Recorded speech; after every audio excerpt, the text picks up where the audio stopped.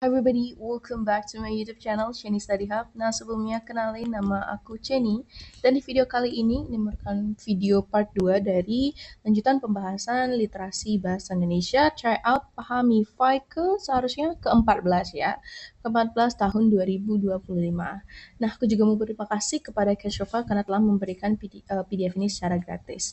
Buat teman-teman yang mau belajar dengan PDF ini, nanti bisa dicek di description box video kali ini. Nah, buat yang mau belajar ya, mendengarkan pembahasan part satunya bisa dicek di video sebelumnya, dan di sini kita lanjutkan itu soal nomor 18 sampai 20. Jadi nggak terlalu banyak. Nah, di sini kita lihat aja langsung soal nomor 18 itu, dia ditanyakan terkait inti permasalahan yang dibahas pada paragraf ketiga. Jadi, inti permasalahan. Jadi, kira-kira secara pokok paragraf ketiga, paragraf terakhir ini, dia membahas tentang apa sih? Kan benar kan ya paragraf 3 ya? 1, 2, 3. Oke, jadi kita hanya fokus di sini teman-teman. Kita baca, hasil analisis itu. Nah, di sini udah ada kata, hasil analisis itu menunjukkan bahwa setidaknya 10 hingga 25 orang yang tinggal di Stonehenge pada masa tersebut.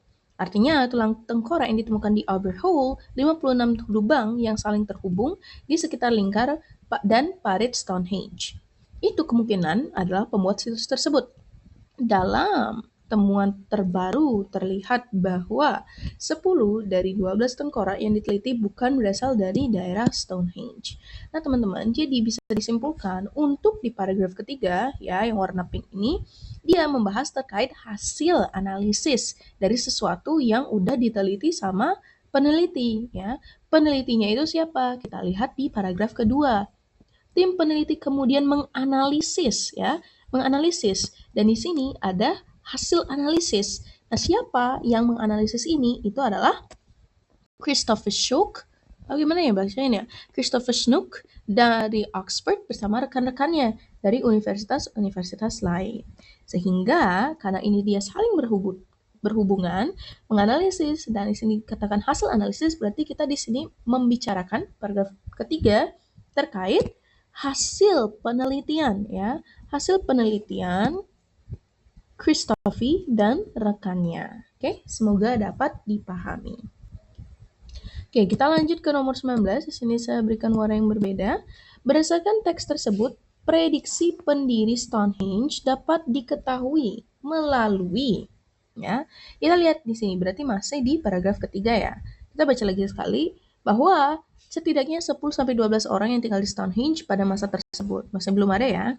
Artinya tengkorak yang ditemukan di Upper Hall ya, 56 lubang yang saling terhubung di sekitar lingkaran dan parit Stonehenge itu kemungkinan adalah pembuat situs tersebut. Jadi, dari mana informasi ini, dari mana kalimat hijau ini, itu dari kemungkinan yang ada di bilang sini.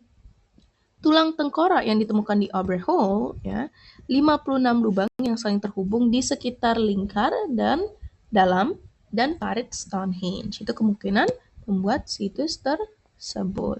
Jadi kita di sini membicarakan terkait, kita lihat, kalau misalnya letak lingkaran kurang tepat ya, kalau misalnya dia letak dan analisis koordinat, nggak ada yang ngomongin tentang koordinat. Yang C, penggunaan radiokarbon, nggak ada ngomongin radiokarbon, itu di paragraf 1 kalau nggak salah. Dan berarti yang paling tepat itu adalah yang D, analisis tulang manusia di sekitar Stonehenge. Karena again dia di sini bahas tentang hasil analisis ya. Sini bilang artinya. Oke. Nggak dapat memahami.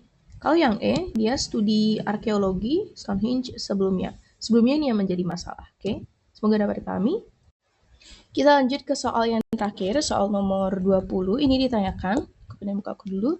Manakah pernyataan yang benar tentang Stonehenge? Ya, di sini kita coba analisis satu persatu. Stonehenge menjadi situs arkeologi yang paling sering, ya, ada suatu kata kunci penting di sini. Warna ini kali ya.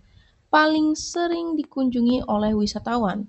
Ada sebuah, ya, klaim bahwa ini paling sering. Nah, sekarang kita lihat di teks, apakah ada dibilang paling sering? Sini ya, Stonehenge atau lingkaran batu yang terletak di Amesbury, Wiltshire, sekitar 13 km barat Laut Salisbury, adalah situs bersejarah yang cukup banyak menyimpan misteri. Salah satu pertanyaan yang sering membingungkan publik dan ilmuwan selama ini adalah tentang asal-muasal Stonehenge. Meskipun bertahun-tahun dilakukan penelitian, sangat sedikit informasi mengenai pendiri formasi batu tersebut. Nah, dari di kalimat satu aja, itu kan dia tidak ada ya menyebutkan terkait bahwa ini tuh yang paling sering dikunjungi. Justru ini merupakan salah satu situs bersejarah yang cukup banyak menyimpan misteri. Oke, berarti secara langsung pernyataan yang ini itu dia salah.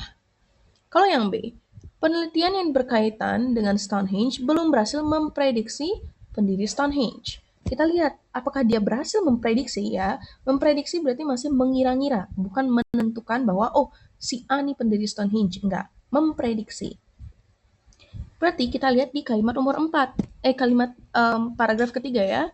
Nah, di sini kan dibilang itu kemungkinan adalah pembuat situs tersebut alias pendiri situs tersebut.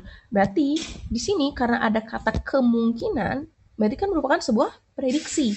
Makanya untuk opsi yang B belum berhasilnya dia juga salah karena dia sudah berhasil memprediksi. Kalau yang C kita lihat Stonehenge menjadi situs yang misterius. Oke, benar ya, berdasarkan paragraf pertama. Karena, kita lihat alasannya, susunan lingkaran batu besar itu tegak dan unik. Nah, permasalahannya itu ada yang di terakhir. Nah, di sini kan dibilang Stonehenge atau lingkaran batu tegak dan unik. Jadi Stonehenge ini udah merupakan lingkaran batu yang tegak gitu. Dan alasan kenapa dia menyimpan cukup banyak misteri karena selama ini publik dan ilmuwan bertanya-tanya terkait asal-usul muasal Stonehenge, bukan karena bentuknya Stonehenge ini yang lingkaran batu tegak yang unik gitu. Jadi pernyataan opsi yang C dia juga salah. Nah, salahnya itu karena di alasan karenanya ini ya. Kalau yang D kita baca, Stonehenge adalah situs bersejarah di Wiltshire yang sudah diketahui asal-usul secara pasti. Ini jelas salah karena di paragraf 3 kita bilang bahwa di sini masih memprediksi ada sebuah kemungkinan. Berarti kan dia tidak pasti. Nah, maka dari itu jawaban yang tepat adalah yang E. Asal muasal Stonehenge menjadi tujuan penelitian semua peneliti yang meneliti situs tersebut. Nah, hal ini bisa kita dapatkan di sini, teman-teman. Ya. Salah satu pertanyaan yang sering membingungkan publik dan ilmuwan selama ini adalah tentang asal-muasal Stonehenge. Meskipun bertahun-tahun dilakukan penelitian, sangat sedikit informasi mengenai pendiri formasi batu besar tersebut. Nah, segitu dulu untuk nomor 18 sampai 20, berarti 20 yang D ya, bahwa asal-muasal Stonehenge dia menjadi sebuah subjek penelitian. Makanya di sini bilang tadi itu selama bertahun-tahun tapi nggak menemukan yang pasti gitu. Oke, semoga dapat dipahami untuk part 2 literasi bahasa Indonesia di video kali ini. And see you in the next study session with me, Chenny, in Chenny Study Hub. Bye-bye!